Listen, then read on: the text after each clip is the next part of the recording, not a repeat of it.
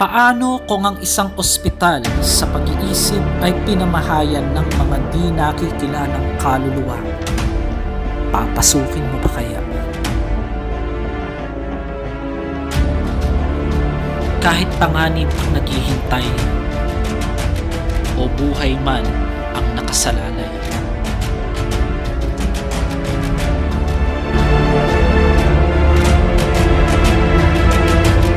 Temperature, may area na saan mainit, meron ding area na malamig, no? So, and mag-iwan din ng dasal. Ayan, so happy Halloween guys. Maraming salamat. Maraming salamat mga Nostranatics.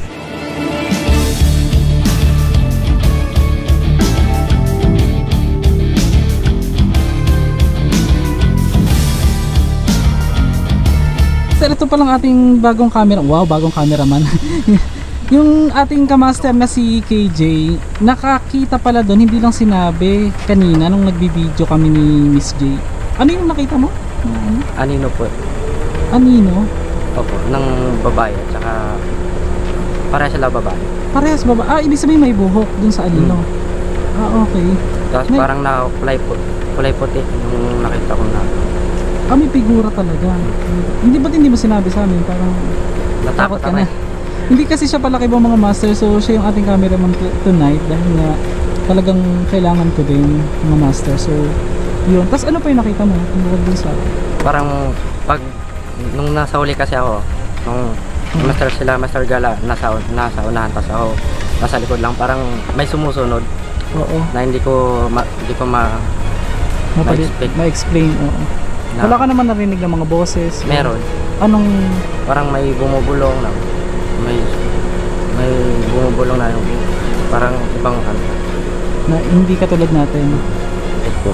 Tapos nakita ko po yung ano, yung dalawang babae. Kinabahan po ako. Kaya tingin po ako ng tingin sa paligid. Kaya po, hindi ko po sinabi sa kanila na may nakita ako. Parang natakot na po ako. Kapag abandonado na ang isang lugar, madalas ito ay babalutin ng mga kwentong kababalaghan.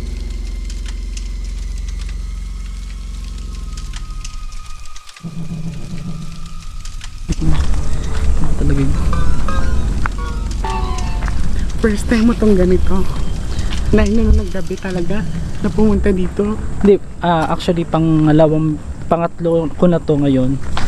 So mga master, kasama natin ngayon ang sikat na sidekick, paranormal expert at tinaguri ang Nostradamus ng Pilipinas na si Miss J. Costura. Ngayon, maswerte tayo na nakasama tayo ngayon sa sa exploration ngayong gabi dahil itong kilalang Clark Abandoned Hospital ngayon, meron tayo isang pupuntahang part na talagang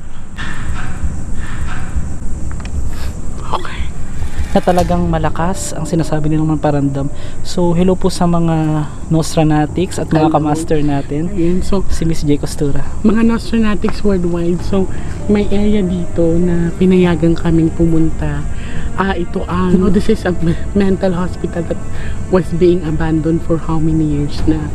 So balak sa naming pasukin yung old morgue, pero dito lang kami pinayagan sa old mental hospital. So let's go and pray for us that we are safe. Pagpasok pa lang sa daanan ay ramdam mo na ang bigat ng paligid at parang napakaraming nakatingin sa amin.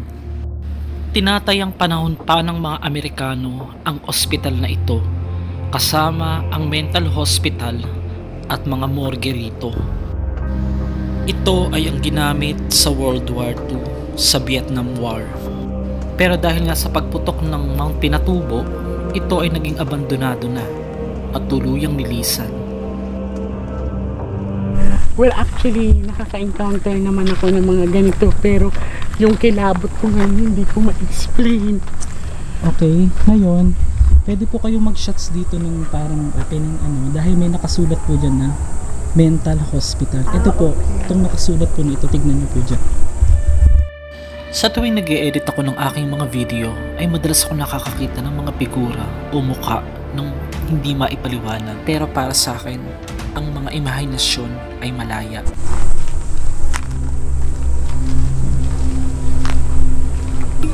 Sa unang tapak pa lang namin ay parang may mga nag-aabang na sa amin. Tao po. Papasok lang po kami ha. Hindi po kami mananakit. Pwede po kayo gumawa ng ingay.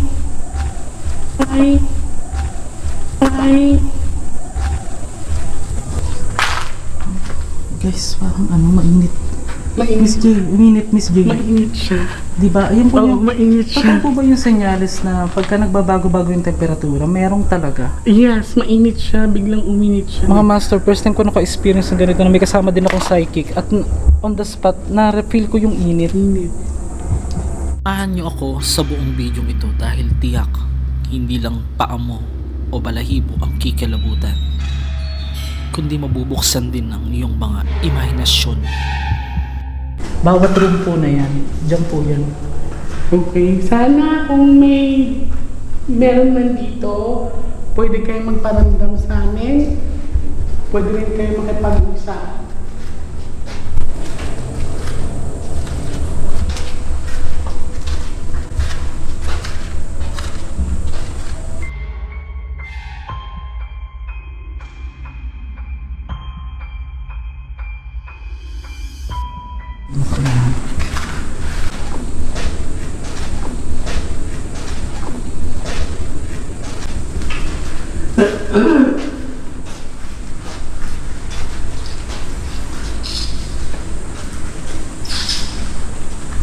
Kasama yun po, Miss J, ano po yung una yung expression dito? Yung Well, pagpasok ko, medyo mainit siya. Tapos, wala pa akong maramdaman, no? Nag-antay ako ng may gumalaw na bagay o kaya mag-create ng tunog. So, good thing to kasi tumahimik na yung sounds or kailangan wag mo na lang tayo masyadong maingay.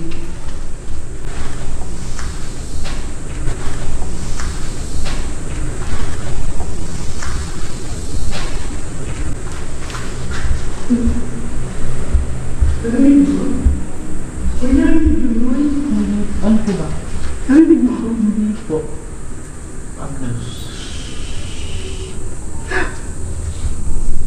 Narinig mo, diba? Narinig mo? Ay! Wait lang. Bakit bulong? Narinig akong Oh. bulong. Bulong po, bulong. Wait lang. Huwag kayo magpanik. May bubulong na sa akin. Paikot siya. Dito tayo.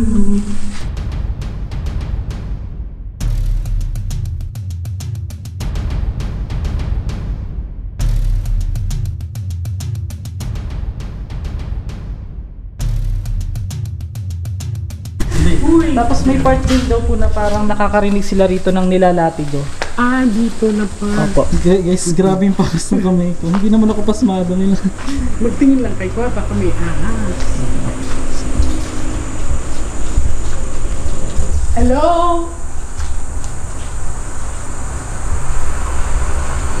Nandito kami para bumisita. So mga master, papasukin namin ni Miss J itong lumang morgue na 1900s pa nga itinayo. So mga master, ngayon kasama pa rin natin si Miss J Costura.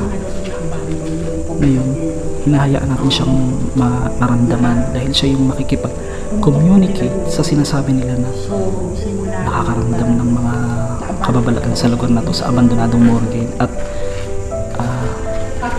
kung hospital na ito. Nandun siya, kung makikita mo siya guys. Narinig ko din ng bata, boses ng bata kanina. Parang naglalaro. First time ko po yung mga master. Kasi di ba madalas nare-record lang natin. So gagawin natin, hahayaan natin si Miss J na makipag-usap sa part na yun. At yung mga May mga kwarto din tayong pupuntahan. So let's go.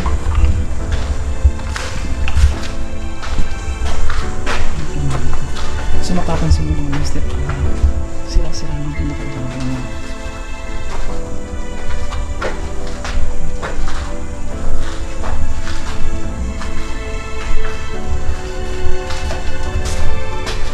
So Miss J, doon po yung part na doon po pinapatong at pinubugasan.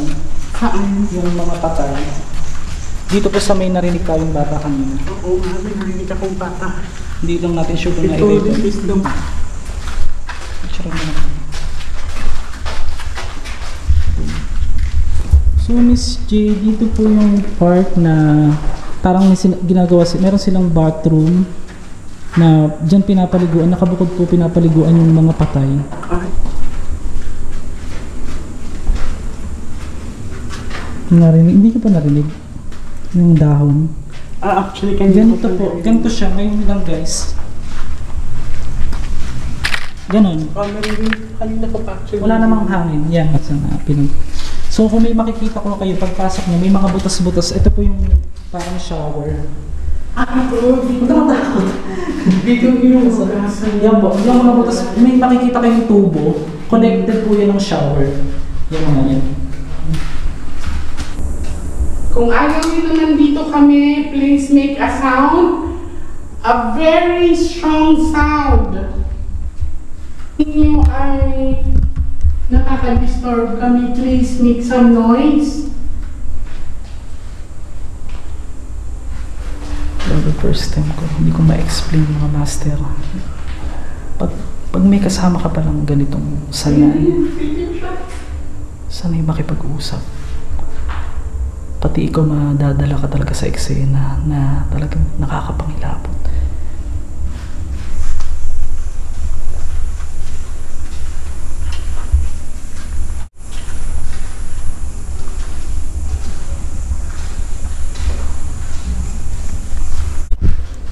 So mag-aantay lang po kami ngayon kung may magpaparamdam sa amin. Pero so far, ang dami kong narinig na bumubulong.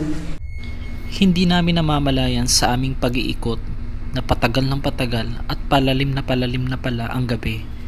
At iniisip din namin kung kailangan na ba naming lumisan. Pero dahil nga sa mga naririnig namin ay pinili namin na magstay pa ng mga ilang minuto upang malaman kung ano ba ang nais nilang ipahiwatig sa amin. Tapos guys, ito yung pinaka-extension ng abandonadong ospital na dito inilagay na yung mga nabaliw, yung mga nagkasakit ng medyo malala din. Diyan, halo-halo na pero mostly mga baliw ang inilalagay dito mga master. Kasi doon na side is Iba-iba guys, yung mga temperatura. in this one is medyo ano siya, malamig. This is the thing that I'm telling na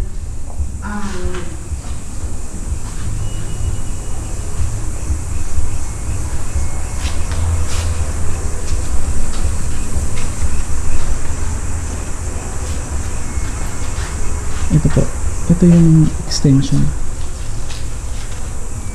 Pupuntahan po natin yung extension na ito.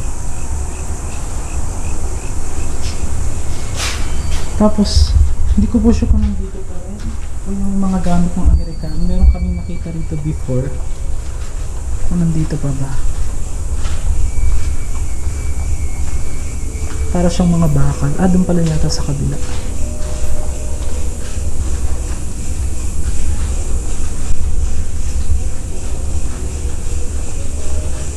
hello?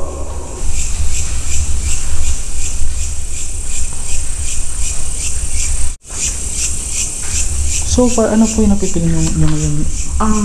It's normal. Hindi naman ako kinakabahan.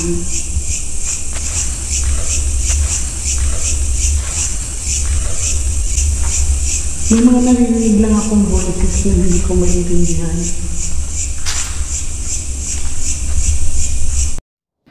Sa pagkakataon nga na ito ay hinayaan nating makapasok si Miss J. Costura at ang kanyang cameraman sa pinakaloob ng emergency room na ito Dito din niya pinatay ang ilaw at nakipag-usap. Pero wala pang 3 minuto, ito ang nangyari sa amin sa labas. Pero sa hindi inaasahan,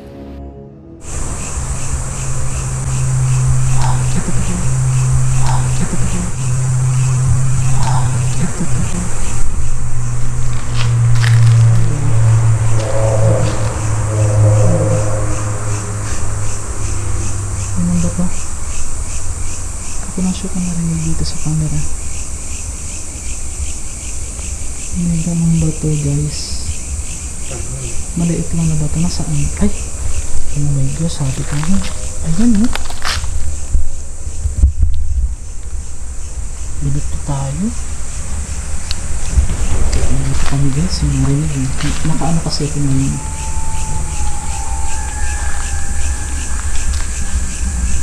Grabe.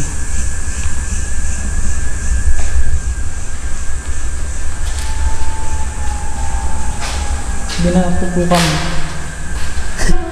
Ano? Binatutukan mo. Uy, Na-record po dito. Totoo ba? Opo. Mahina lang po siya. Okay, so may nagbato na sa amin dito. And last ikot na lang kami. Kasi, ayun, may nagbato na sa kanila. So, last ikot na lang po kami. Let's go.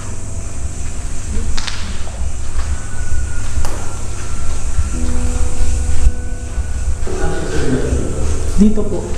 Nag-shoot ako dito. So, kayaan natin si Miss J Costura, mga master, na makadiscover dito po sa loob ng emergency room.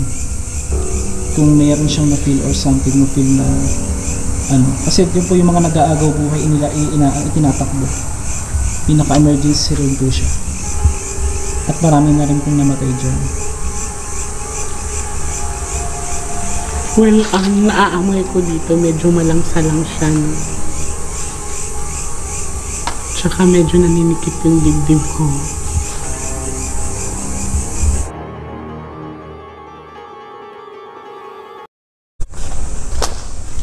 Ang gara ng amoy. Ang gara ng amoy, ano? Amoy gamot. Amoy gamot.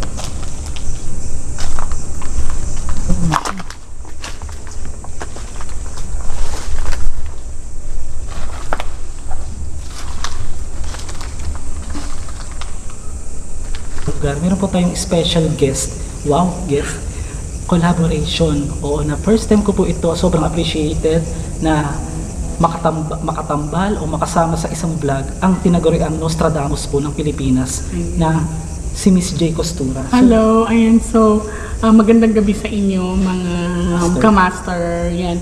So pasensya na kayo, medyo pinagpapawisan na kami kasi medyo mainit sa lugar na to. Nagbabago-bago ang temperature niya. Yan, so please subaybayan nyo ang aming pag-iikot and medyo nakakadali po ito, guys. Yeah. Binabati ko din po ang mga taga-suporta po ni Miss J Costura, ang mga Nostranatics po at ang mga bago sa ating YouTube channel. Salamat po sa inyong walang sawang suporta dahil po road to 1 million na rin tayo ngayon at inaasahan natin na i-claim na natin J Costura, di ba? Saan ka pa, di ba? Thank you. A few moments later. Pabagsak na to, oh. Ayan, so makikita nyo pabagsak na. So, hindi kami magtatagal dito na area kasi ayan, look, konting gala na lang ito, babagsak na.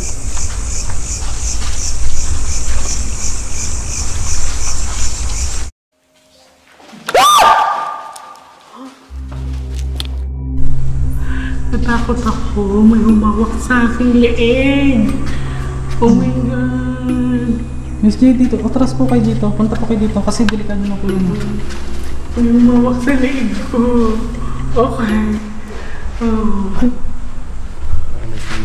Ay, may ano. Tataas na ng balahibo ko. Grabe. Parang may bumubog.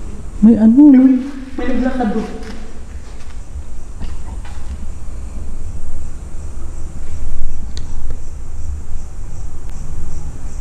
Oh my God, may humawak sa leeg ko. Hindi ko alam, na-capture mo ba? Hindi ko masyadong mistake kasi nakatapat ako. ito nga yung time na may humawak nga o may sumakal sa leeg ni Miss J Costura. Nung tanungin ko rin siya ay parang ang hawak daw sa kanya ay parang may kuko. Mag-iiwan po muna kami ng dasal, ihahalo namin sa inyo. Bawat pananampalataya natin ay susubukin sa mga ganitong pagkakataon. Pero ang Diyos na hindi nakikita ay ang mas nakakakita ng mga bagay na hindi natin kayang makita. Nagalit po sila, Miss J? Hindi, so maaaring nakadisturbo na tayo. Kung kailan patapos na tayo.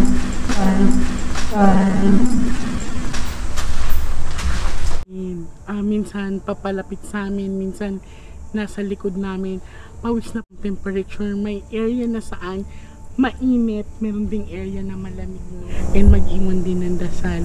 Ayan, so happy Halloween guys. Maraming salamat mga Nostranatics. And Oh my gosh. halika na. Hindi po narinig, te. Oh, may Te? nanonood eh. Meron ka? Habang nagsasalita po kayo, ewan ko kung na-record yun. Sabi, te. Kaya Tapos napatingin din ako dun. dito sa bandang right side, bata. Boses naman po ng bata. Gusto ko magpasalamat kay Master Gala kasi talagang sinamahan niya ako maggala dito sa mental hospital, old mental hospital that was being abandoned, no? So madami kang maririnig dito, mga captured namin na voices, and yun nga, napapalingon kami saan kasi parang may mga sumusulpot na hindi namin maintindihan. So, maraming salamat Master Gala. Sa mga Nostranatics worldwide, please support Master Gala and subscribe kayo sa YouTube channel niya. Thank you po, Miss J. Thank you. Hindi po sumagi sa panaginip niyo ni minsan itong part na pupuntahan pa na natin siya. Hindi, actually talaga ito unplanned, Master Gala, no? This is very unplanned. Hindi kami nag-usap, so bumisita lang siya sa bahay, and then ayun, we decided to come here na. So kasi mas maganda yung unplanned kasi natutuloy. Hindi man natin sila tuluyang nakita, pero ang kanilang tinig ay patuloy nating nadidinig. So kailangan mauna ka pa sa patay, Chareng, na mabuhay, na bumangon ko. Yung boses dun parang may echo siya. Naku po, yun, Kasi nabosesan lang. nakatalikod kasi ako yung dalawa. Yung anak ko talaga kita niya talaga. Parang pinitsahan lang ng tela kasi natakot yung Oo, yung naging balsa mo. Naging source of income niya na, di ba? Di kumikita na kayo. Ano po ba yung mas malakas ang kitan or mas maraming patay noon or nitong mga nakaraang taon lang na bago lang? Hours pa lang. And then ano po yung nangyari na yung kinuwento nyo lang kanina na ano yung naging itsura? Di, okay lang. Huwag natin ipapangalanan. Okay lang. Parang ano siya, parang nasasaktan siya, gano'n. So dapat pala may Yung balmer lang. ano po yung kinikwento nyo kaninang tinabunan daw yung mukha para hindi na raw makita?